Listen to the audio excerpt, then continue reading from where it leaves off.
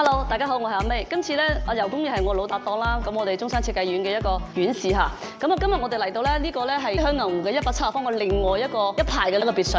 咁呢個係170方。其實咧，樓上嘅加建你已經係熟行熟路啦，唔使再講啦。如果係不斷追開我哋嘅粉絲啊，都知道我哋點樣去做加建嘅。因為頭先我哋睇到人哋做啲加建，已經開始漏水啦。咁其實我哋就冇咁嘅跡象。咁其實係咩原因導致嘅咧？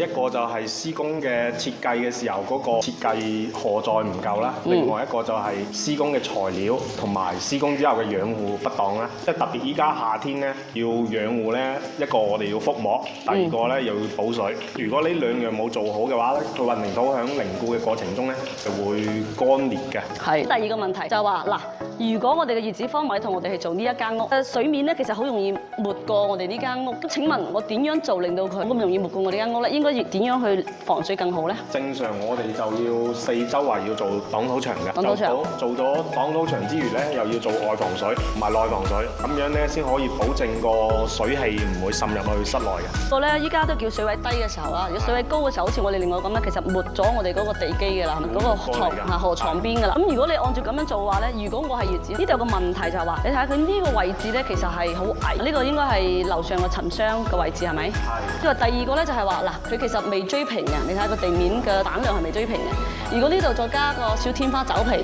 再加上我哋嘅地面走平，其實呢度連我都過唔到。所以假設如果係我係業主方，我需要佢能夠企得到人，而且呢個室係真真正正能夠用起身嘅。我要求嘅就係呢邊要高啲，呢邊要低啲。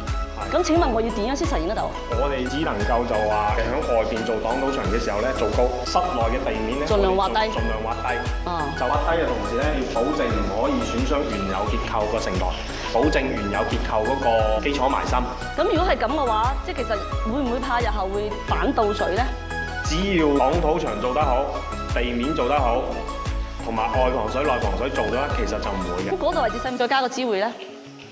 正常就要嘅。個擋土牆應該會比平時嗰啲要加厚先得喎。係。因為佢河床嘅水係好難講嘅。係有水壓嘅，所以嗰個擋土牆個厚度亦都要經過荷載計算嘅。係咯。包括埋佢個橫向同埋側向個荷載都要計算嘅。係咯。你只係做咗個純粹嘅加建部分嘅話咧，後面你再揾設計公司同你介入嘅話咧，其實已經係遲咗少少噶啦。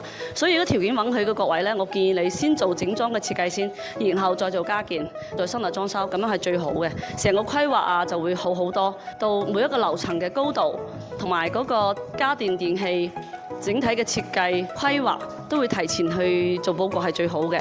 所以咧，如果你擁有一個負一層又近河邊嘅，或者你係逼響牛湖嘅業主，不妨望下我哋啊，我哋會有好多新嘅驚喜俾到你。打我電話。